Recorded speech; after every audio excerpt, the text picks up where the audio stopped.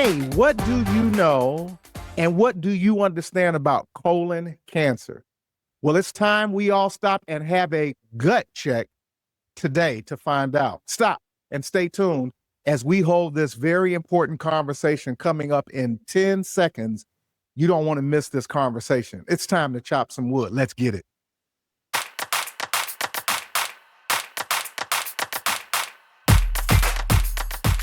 Hey, it's Pastor P, your voice of inspiration, the number one authority on all things related to cancer care ministry support.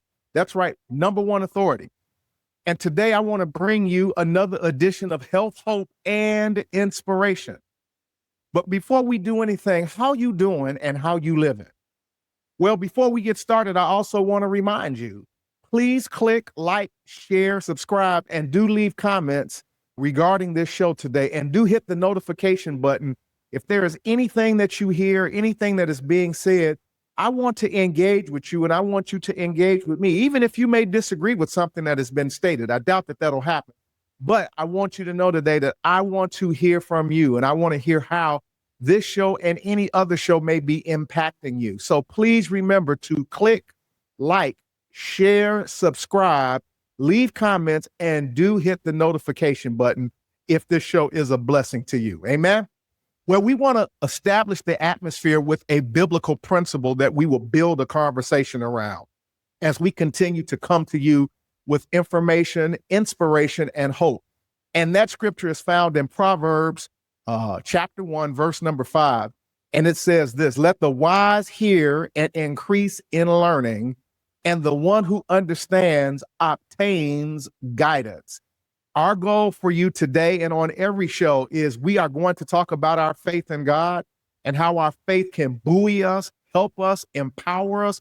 But we also want to talk about the power of good medicine and science, the power of nutrition, the power of good mental health, all of the sciences and the practices of medicine that when we combine them together and conglomerate them together and add them in congruency with one another, that we create a pretty powerful opportunity for people to live, thrive, and survive dealing with a bout of cancer. And that's exactly what we're going to do today. I'm excited, folks. And I say I'm excited for every show, but I really am excited because today I have a friend, a former colleague, and my GI physician, and we'll get into that just a little bit, who I've known for well over 20 years. And so we're going to bring him to the stage today, Dr. Pankaj Vashi, who is a seasoned and celebrated. That's right. He has had articles written about him. He's been given awards. He's been acknowledged by his peers in his own community as a gastroenterologist. Hey, Doc, how you doing today, my friend? Good, I'm good. Thanks for having me on. Thank you for taking time out of your schedule. I know you're busy. It looks like you're at home today, so I'm glad you're getting a little break. Hopefully you're getting a couple of rounds of golf in. I know that's one of your favorite. Right. So with that, as stated in my introduction, the theme for today's show is let's have a gut check. And of course, it's a play on words with regard to your profession and your background of dealing with all things related to the digestive system. And we'll dig into what that is and specifically what your practice of medicine entails. But I want to tell this personal story first. And everything that I always tell you guys that listen to the show, that I got friends literally all over the world, and many of them are doctors. Many of them are clinicians, nutritionists, physicians, surgeons, et cetera, et cetera. I spent 30 years in a healthcare environment and really created some lifelong and respectful relationships with people who are brilliant in what they do, have studied long and hard, but also align themselves with the fact that spirituality and faith also was important and embraced the work that I did. And this is one of those individuals. First, I've known him for over 2 decades now, literally. He performed my very first ever colonoscopy, and I still have the original report to prove it. And I tell this story all the time. I would see him walking down the halls when I was still working within the building there at the facility that we worked together. And he would often say to me, because he's got the coolest accent, and you're going to hear it in just a second, he would walk up to me and he would say, man of God, please lay your hands on me today, man of God. I need your prayers today. I'm busy, man of God, and I need some help from the man above today. Man of God, would you lay your hands on me? And would literally stop and let me put my hands on him and pray for him and bless him. And he also facilitated my complete workup when I was diagnosed with colon cancer. Doc, did I misrepresent anything there? Are all of those statements true? No, you're so correct on the spot. And guess what? All those prayers and I used to always say you are my path to the God, and and then you used to bless me, and look at it, it's worked out just fine for both of us. It has. We've had wonderful careers. I know that you're soon possibly talking about moving away and out of the field or what have you. But I think that you'll always be a doctor at heart because of your humanity, which is one of the things that I always appreciated that you brought to your practice. And I always felt that in every relationship, encounter, engagement. And I remember when I was initially diagnosed with my colon cancer, going now on my 6th year. I was having symptoms and I was in South Florida. And of course, you were still in Illinois. And so I had a local GI perform my colonoscopy, which at that time would have been my 3rd colonoscopy. And sure enough, I got the phone call and he said, you do have cancer. It's a golf ball sized tumor. And you're going to need to talk to a surgeon right away. And the very next phone call that I made was to this gentleman right here. And he asked immediately my diagnostic work. And he said, as soon as I review this, I'll get back to you. And he said, I need you to get to Chicago as soon as you possibly can, and fast tracked my process. And as I have told many of you, I had surgery. I had 1/3 of my colon removed. It was early stage 1 colon cancer. He was part of my process at the beginning, in the middle, and at the end. And he has been there with me every step of the way. And I have been blessed to know him. And so with that, Doc, I want to facilitate a conversation today based upon everything that we've just talked about and your 30 plus years of being in the field. Let's first help to educate people around what is a gastroenterologist, or a GI, as we use that expression for short. Well, before I go there, I agree with you. I think the care that you got is the system we were in also. I can't take the credit for everything. We had a great team that helped you out, and here you are 6 years later, cancer-free, doing great. The field of gastroenterology is very unique in the sense that it starts from tip of the tongue all the way to the rectum. The whole digestive tract has a role to play in overall health. You are what you eat, let's say, and we have noticed the incidence of colon cancer has increased because of what we eat, stuff like that, diet, obesity, habits of smoking, alcohol. So again, all those things that we do to our body and what we indulge in affects overall health of your digestive. When I say a gastroenterologist, for layman, it is any disease that affects starting from upper part of the esophagus, which is starting off your throat here, when you go all the way down to the esophagus, which is your food pipe, your stomach, your small bowel, your colon, your liver, pancreas, gallbladder, bile duct. These are all part of the organs that a gastroenterologist would deal with. They are not just cancer, but a lot of non-cancerous conditions that also affect this. But I think we're going to concentrate today more on colon cancer and take home message for that. Absolutely. And so thank you for helping us to just understand again the scope and the breadth of what you do and what a GI does. As stated in my introduction, Doc, the theme for today's show is let's have a gut check. And we now know why we are using that as a theme. Everything that is going on within the framework of what we often refer to as the gut, if you will, and all of the connecting tissues and organs associated with that. Let's have a little bit of understanding around how long have you actually been practicing in this profession, Doc?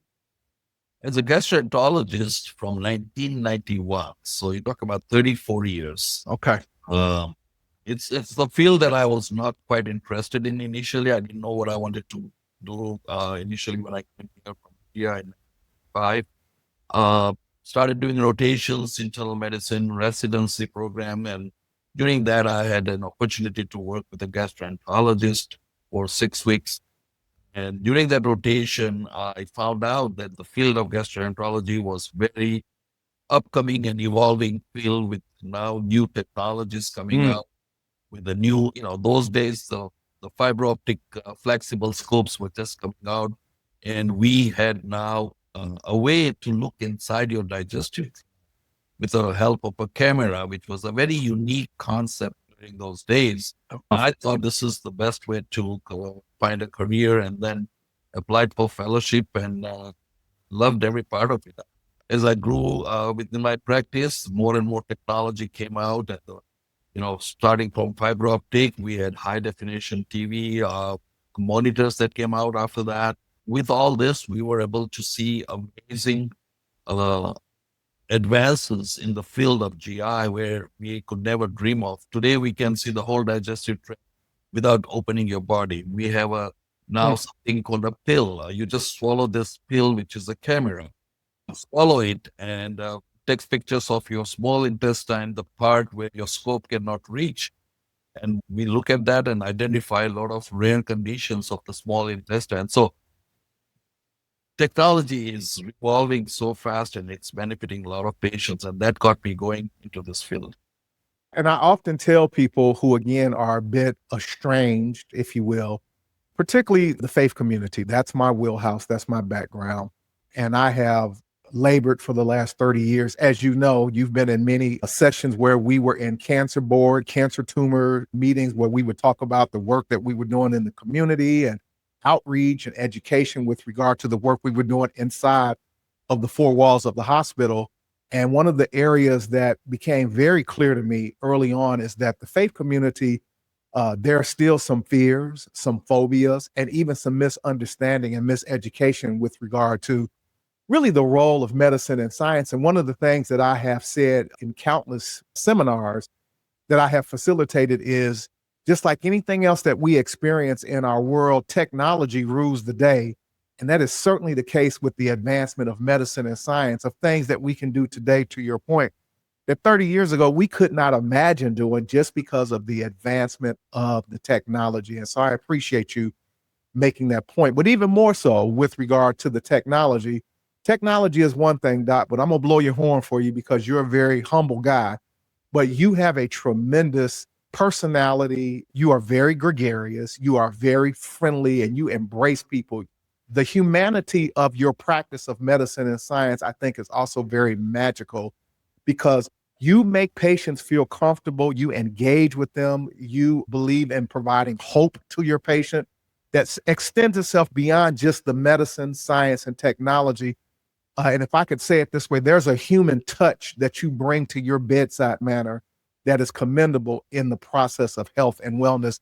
And I have benefited from that. And I've always enjoyed engaging with you because you have such a wonderful bedside personality. Let's talk about the power of really engaging patients from a bedside manner perspective that also can aid and assist with the possibility of health, wellness, and wholeness. That is so true. I think that technology and all the medical advances can only take you so far. But at the end of the day, it is a doctor and a patient in a room where they are talking. And this is where a physician plays a very, very important role. Now, you have to keep in mind that 30 years plus, I have been dealing with cancer patients. Many of them have been diagnosed and their whole life is devastated and they come to see us. We as a clinician, major responsibility to make sure that we give them all the time they need, discuss their condition, but also give them all the treatment options available to them, give them hope, always give them some hope to you, not false hope. Right. If it is real bad, I would tell them, hey, guess what? You have stage 4 disease, cannot be cured. But if we can put you in remission, we can do a very good job.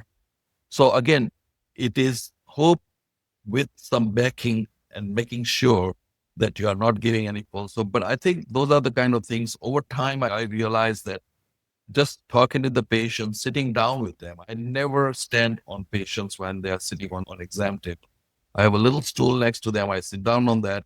I hold their hands. I talk to them.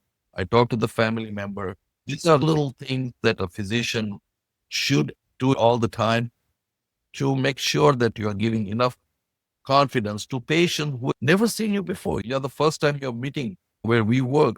We used to have patients come from all over the country. Yeah. And you would be the first doctor they would be. You want to give them the confidence and the support then. And that's how I think came with time, came natural. And again, Doc, I am biased, but you are my friend and my previous colleague. But I've met a lot of doctors. I've been in the presence of many doctors, and I have many relationships with doctors. And you are truly one of the best at doing just that while practicing good medicine and good science. And so with that, let's dig into the medicine and the science of colon cancer and gastroenterology as it relates to that. Let's talk about some important stats, some numbers, because again, we know medicine and science is driven highly by metrics, and metrics are important for us to understand what we're looking at. Let's talk about some of the important numbers regarding colon cancer. First of all, in terms of how, it being commonly diagnosed globally, what are some of the numbers we should know and be aware of, Doc? So colorectal cancer, when we call it colon cancer, it also includes rectum. So colorectal cancer is the second most common cancer when it comes to the in the world also. And there are about 150,000 plus or minus few cases diagnosed every year in the United States. And about 1/3, 50,000, 49 to 50,000 patients would die from that. Now, these are numbers from a little bit old, but if you see the recent numbers, over the last 25 years that I've been in practice, because of the advances in how we treat this patient, but also more importantly, early detection and diagnosis, as you very well know, you are a good example of that. Yours was stage 1, and that's why, you had a fantastic outcome. So early detection, diagnosis, screening, and obviously treatment options that have improved over time. These all things have actually reduced the incidence of colorectal death by 40% in the last 25 years, United States. Well, that is a very positive number. That's the good news. The bad news is that we still have significant number of patients or people who are reluctant in getting screening done, getting checked out, and they don't do their part. And this is where you and your ministry and your followers just take one message home from today's podcast would be: you're above age of 45 and you have not had a colonoscopy or any test done. We'll talk a little bit more about newer advances in doing screening colonoscopy, but just get something is better than nothing. Just talk to your doctor. Be proactive. Even if your doctor does not present, if you have a busy primary care doctor, he or she may not bring it to your attention that, hey, you need to get screening done because you're 46 years old or whatever. It is your job to go and be advocate for yourself and your members if you fit the criteria for screening. And believe me, some of these newer tests are coming out that are going to make it even easier to screen. So again, we still have, unfortunately, among African Americans especially, the sad part is that the reality is that the screening is very low. Not because they don't want to get it done, but it's also because socioeconomical status and education and all those things are still, after all these years, still playing a role. That's why you see more advanced colorectal cancers in the African Americans. And I appreciate you bringing that up, Doc. I mean, obviously, I'm an African American. I come from that community, and I know these numbers to be true and factual. And I want to just dig into one element and aspect, and you've covered it very well globally with regard to the various reasons for this. But one that I want to highlight specifically is the fact I remember very vividly the day when I was diagnosed, and then when I began communicating to family and friends that I had cancer. And if I can just take a quick public service announcement to plug, I have a free downloadable document free of charge. If you go to percymccraeministries.org, I have written a document called Cancer Communication Skill Tips: how, when, and where to communicate and to whom to communicate that you have cancer to. You will be very surprised that there needs to be a plan and a intentional thought on how, when, where, and whom you communicate that you have cancer to. So again, Cancer Communication Strategy Tips. You can go to percymccraeministries.org right now, and you can download that free of charge. It'll be made available to you, and share that with your family and friends. But back on the Ponderosa, Doc, I remember when I started communicating to family and friends that I had colon cancer, the very first question that inevitably was asked of me, and I want to just talk about this a little bit, was, well, how did you find out and how did you know? I remember standing in front of my home. I will never forget the day. And I was having a conversation with another gentleman who was around about the same age that I was. And I told him, I said, I was experiencing symptoms. I had irregular bowel movement, et cetera, et cetera. I knew something was not right. And so I went and scheduled a colonoscopy. And he said, well, what is that? So I told him what a colonoscopy was. And in the middle of describing to him what a colonoscopy was, he literally flinched. And I thought that he was going to jump out of his shoes. And then he said, listen, man, I just don't think that I could allow another person, and in this particular case, another man, to invade me in that way. I just don't think that I could do that. And I said, listen, that was the very thing that helped save my life, my friend. And had I not been open to the idea of that, I probably wouldn't be here today. He could not wrap his brain around, and this is where I want to go, Doc. He could not wrap his mind around the fact that I allowed another man to put a physical object in my rectal area to take a look at my colon. He said, I just don't think that I could do that. I'll just have to take my chances. That is one of the main reasons men do not talk about this. We'll talk about hunting, fishing. We'll talk about our boats. We'll talk about our grandkids, but we will not have a healthcare conversation. And we certainly won't talk about anything relative to this discussion. Let's dig into that a little bit. How do you help people work through that tension, that fear, that phobia of not wanting to have this conversation? You're so right. I think that is the main reason why people are reluctant in getting a screening done. I mean, colonoscopy is still the gold standard for screening for colorectal cancer, but we understand that a lot of people do not want to, quote unquote, get violated by another person, not knowing that this is done under all, sedation, that you're not for it.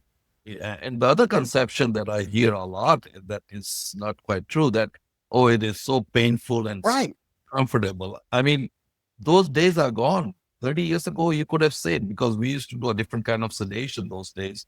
And yes, some patients were not so deeply sedated because we didn't use anesthesiologists, but now we use anesthesiologists.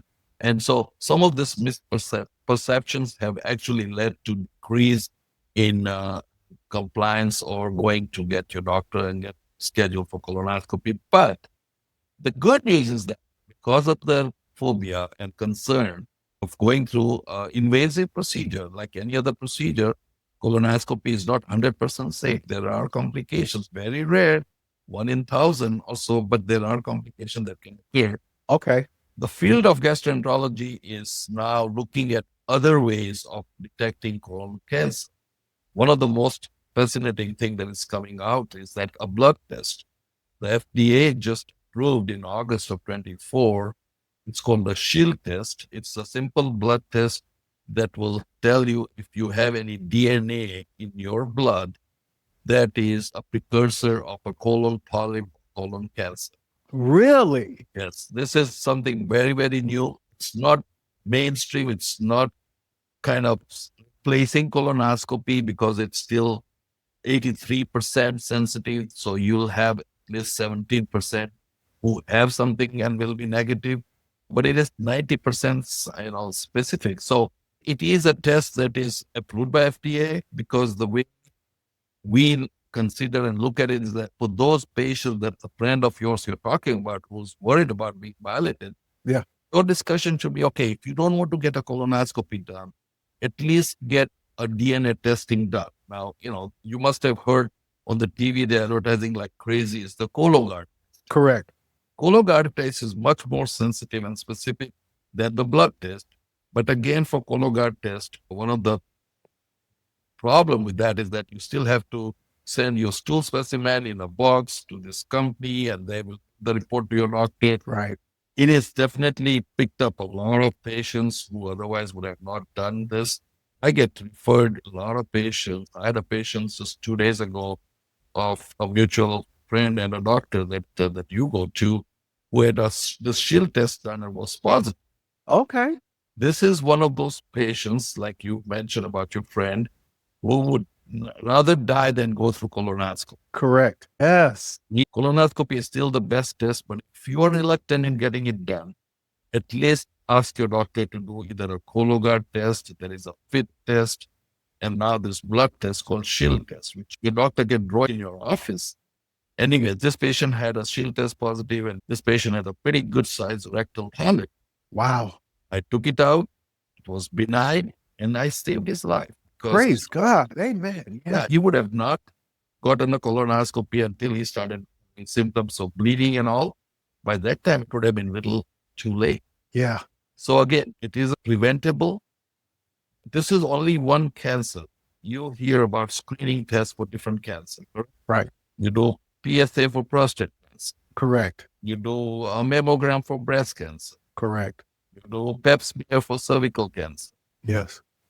None of those tests actually prevent you from getting cancer. Okay. They detect an early diagnosis. So if there is a lump in the breast, take it out. It's very early cancer. You cure that person. Same thing about prostate. Your PSA is elevated. You diagnose your prostate biopsy at the early stage. Yep. There's still cancer. Yeah. Colonoscopy is the only test of screening where you are not only detecting colon cancer, but you are preventing colon cancer. Wow. That's a huge point, Doc. It's a huge point. Because by taking out those polyps, you are actually preventing. No other screening test even come close to that. I think that is a message you can also give to your followers. And absolutely. Well, and it educated me, Doc, because I was not aware of the Shield test. And so you brought it to my attention. But I think just to re-enumerate the point, not only is it a test that is detecting cancer, but it is also preventing cancer at the same time. And there's no other screening that we have available to us that's doing both of those at the same time. That is so true. Wow. I'm processing that because, again, as the followers of this show know, yes, we are praying for you. Yes, we are quoting the word of God over you. We're declaring that God is our healer. You just heard from this man who is highly educated, highly decorated, highly skilled in the principles of medicine and science, who would stop me in the hall and say, "Man of God, pray for me today." So we're not saying that we're not praying and we're not trusting God, but we also now are being educated and enlightened around another advancement. Remember, the key dynamic about medicine and science is that, again, the advancement of what can be done and the technologies that are being made available to us. And this is a game changer, Doc. I did not know, and I was not aware of this. You've written an article about it. In fact, with your permission, Doc, I'll attach that article to the show notes of this interview so people can read that accordingly. Because again, you've been published many times. See, again, I keep telling you guys, I'm not just hanging out with a Joe Blow on the street here. I'm hanging out with some people who know what they're doing, and they have access to the community in which they serve. I'll make that article available to our audience, again, free of charge. You can download it. The key is being educated. We're running off fear. We're running off ignorance. So that, because at the end of the day, the life that we save may very well be our own. And Doc, I can't tell you how discombobulated my brain is hearing that. That is an amazing new procedure that can be done. And you can ask for that today. Oh yeah, you can get it done from your primary care today. And it's covered by majority of the insurance, including Medicare. I just want to let your audience know, please, not replace colonoscopy. Okay. It's that it is, as I said, colonoscopy till today remains the gold standard, because during that we diagnose, not only detect polyps, but it's not only a diagnostic, but a therapeutic procedure. Correct. But then for those who are on the sideline, who are like your friend you're talking about, who would rather die than go through that invasive procedure, for them, at least it's better to try either the Cologuard test we talked about, which is a DNA test. Correct. Or the Shield test, or there is another test called FIT test. All those three tests are much easily available. All the primary care or doctors can just order that blood test, and any of the labs will do it, or they can their office. And you're right. I'm gonna double back for a second because the last colonoscopy that you performed on me, you actually found a couple of polyps, and this was post surgery, and you just removed them right then and there, and they came back benign, and we just kept moving, and I've not had an issue or a problem. So again, and I appreciate you saying this, is that, and I want to beat the drum because I am a colonoscopy drum major. Go have a colonoscopy. Go do it, please. It is painless. I remember the very first time, the very second time that I had my colonoscopy, and my wife was there with me. This is post-COVID, or pre-COVID. And, your caregivers could go in with you just before you would go out. And they put me under anesthesia, and I woke up. And when I came to in recovery, I remember saying to my wife, well, when are we going to get started? And she said, it's over with. It's done. I was like, what? I had no idea, Doc, what had happened. I felt nothing. It was, if nothing else, it was a good rest and a good nap that I got, if anything. And so again, it is painless, guys. And I want to speak to the men today. I'm looking you in the eye, and women, obviously, but this is typically more issue for men than it is for women at the end of the day, for obvious reasons. Do not run from your doc, run to your doc. And again, find someone that you can have a good patient, doctor relationship, someone that'll listen to you, someone that'll talk to you, but someone who will help guide you and lead you down this path. Again, I am telling you, it saved my very life. I remember, Doc, I'll tell this story.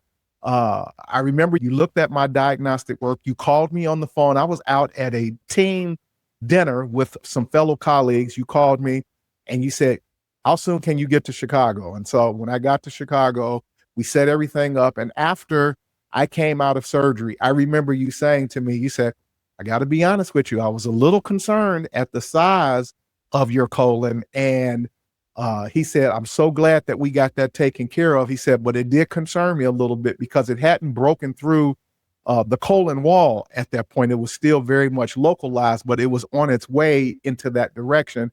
And you said, I am just so glad that you followed your instincts and what you've learned about diagnostics and screenings, because it literally was a game changer in terms of potentially what could have happened versus what actually happened. And that was because of a colonoscopy, folks. I just want to make sure I make that point to you today. I think I totally agree. When I had seen your report and the bulkiness of the tumor on the colonoscopy, I was surprised and shocked pleasantly that it turned out to be very early stage, because usually my experience with that size of tumor is that it would be through the wall by that time and it would be some chemo and stuff like that. But again, God was on your side. And I think the other take home message also, Percy, that if you let me. Yes, please, Doc, take your time. Also, that there are other group of patients who are more likely to get colon cancer. And I think this is important to know. If you have a family history of any of your first generation relationship, whether your uncle, aunts, first cousins, okay, with colon polyps or colon cancer, you are more likely to get colon cancer. Again, you need to get screened. Number two, the age they've changed to 45 instead of 50. I think that's an important message. Now, the question is why? What we have found out is that there are more and more younger patients we are seeing with colon cancer, and there are different theories about that. One of it is because this is the generation that grew up with the fatty foods and McDonald's and all that. Yes. 60s or 70s when all fast food started. So, and sedentary lifestyle and all that came along with that. Obesity became a bigger problem in this country, chosen there a decade or 50 years ago. So these are people who are more likely to get colon cancer.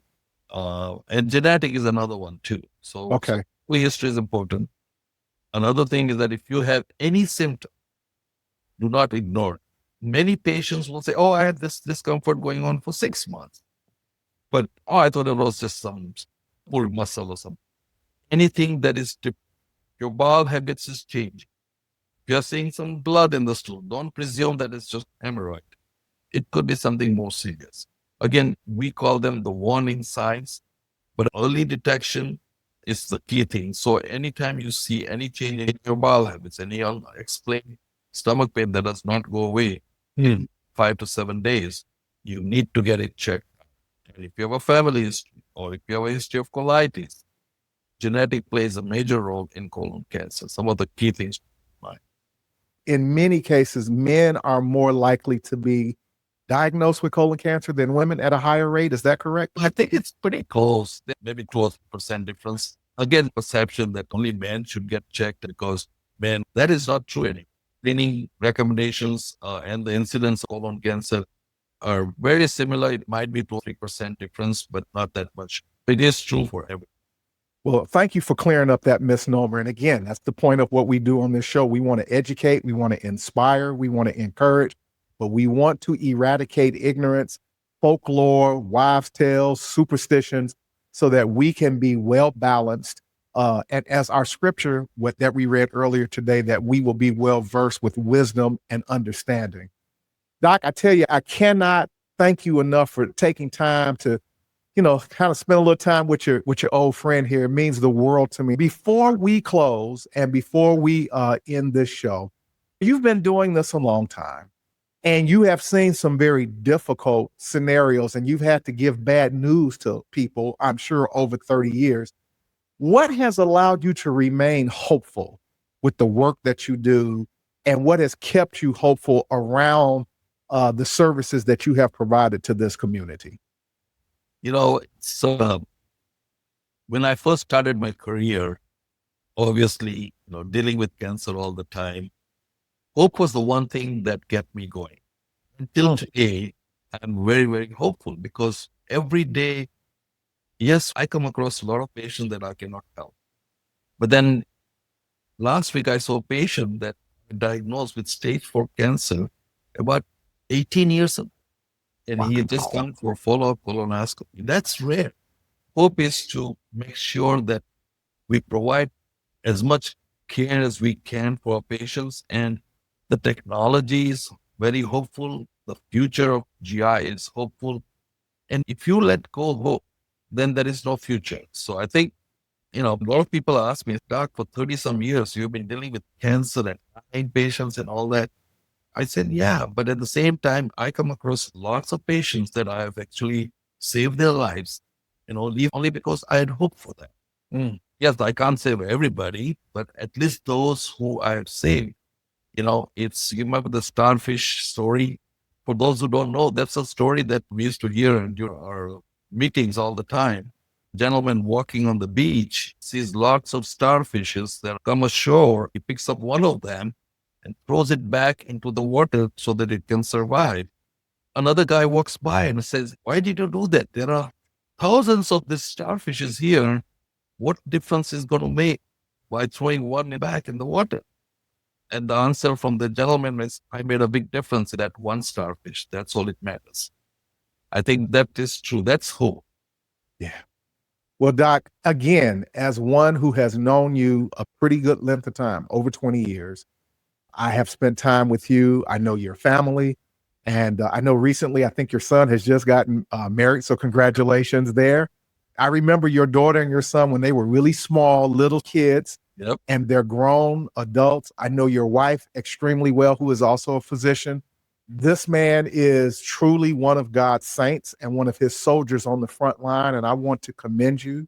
I want to say thank you, Doc, for exactly what you just articulated. I've never seen you. I'm sure you've had a bad day. I've just never seen it. I've never seen you down. I've never seen you despondent. I've never seen you talk down to a patient. I've never seen you talk in condescending ways to other non-medical colleagues. I was one of them. You always treated me like an equal.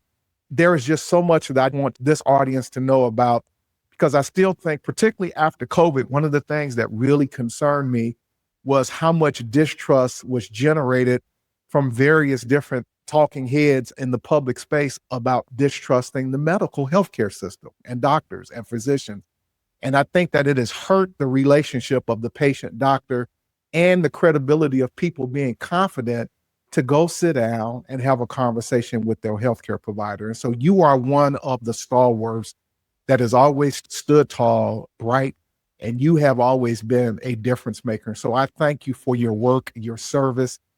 You're an avid golfer. You're so many different things, but more than that, you're just a decent human being. And so thank you for being my friend. Thank you for being my colleague. And thank you for being my doctor today. I appreciate you, sir. Before we wind up, I just want to let your audience know that this gentleman here is a very humble man. He has been there, done that. He has made a lot of friends over time, but he is a great voice and I wish you all the best with your ministry, and thank you, Doc. Any way I can support, I'll be there for you. Okay, buddy?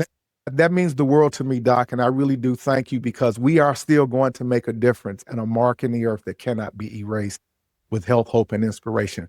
Well, stick around, Doc. Don't go anywhere. I'm going to pay the bills here in just a second. As I have told you guys, listen, I literally do have friends in the healthcare community, pastors, ministers, cancer survivors. I know many, many people who have really labored in this work. And this ministry, Percy McCray Ministries, is not a fad. It's not a gimmick. It's not a hustle. This is an extension of my work that I've done for 30 years and that I'm going to continue to do until I take my last dying breath. I started supporting cancer patients, and I did that up until 22 years, and then I became a member of the club. And it helped to really galvanize what my life's purpose is and will continue to be. And Dr. Vashi and others like him are merely extensions of individuals who have helped me and encouraged me and stood with me as we stood on the front line of cancer care ministry support. And so, having said that, today, I want you to know that if this program is a blessing to you, and I pray that it is, I want you to know today that we are here to make a difference in our community. We're here to make a mark in the earth that cannot be erased. We are striving to earn your trust in me and this ministry as the number one authority on all things related to cancer care ministry support.